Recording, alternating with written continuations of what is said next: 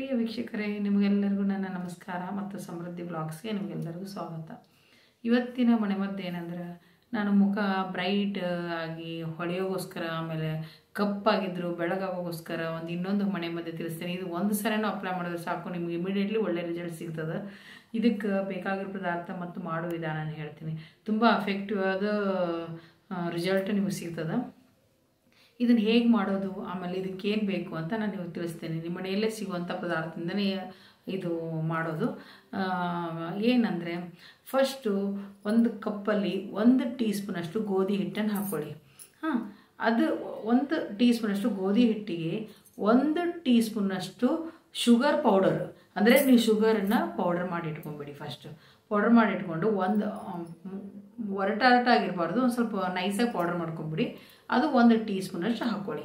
1 tea ಸ್ಪೂನಷ್ಟು ಗೋಧಿ ಹಿಟ್ಟು, 1 ಟೀ ಸ್ಪೂನಷ್ಟು ಶುಗರ್ ಪೌಡರು, 1/4 ಚಮಚದಷ್ಟು ಕಸ್ತೂರಿ ಅರಿಶಿನ, ಆಮೇಲೆ 1 ಟೀ ಸ್ಪೂನಷ್ಟು ಏನಂದರೆ ಮಿಲ್ಕ್ ಪೌಡರ್.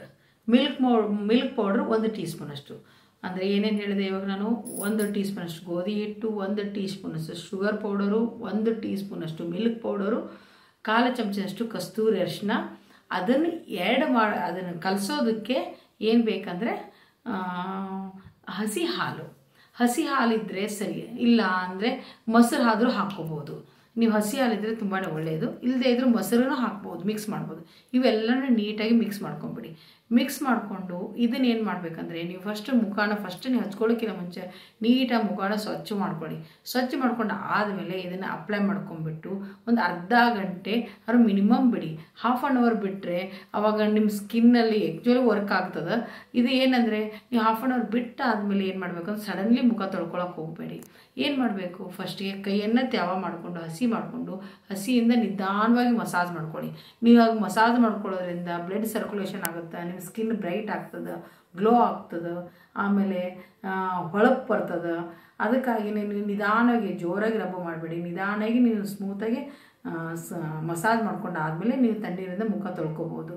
ಆಮೇಲೆ ಇದಾದಮೇಲೆ ನೀವು ಸ್ವಲ್ಪ ಲೈಟಾಗಿ ಕ್ರೀಮನ್ನು ಅಪ್ಲೈ ಮಾಡ್ಕೊರಿ, ಮಾಯ್ಶ್ಚರೈಸ್ ಕ್ರೀಮನ್ನು.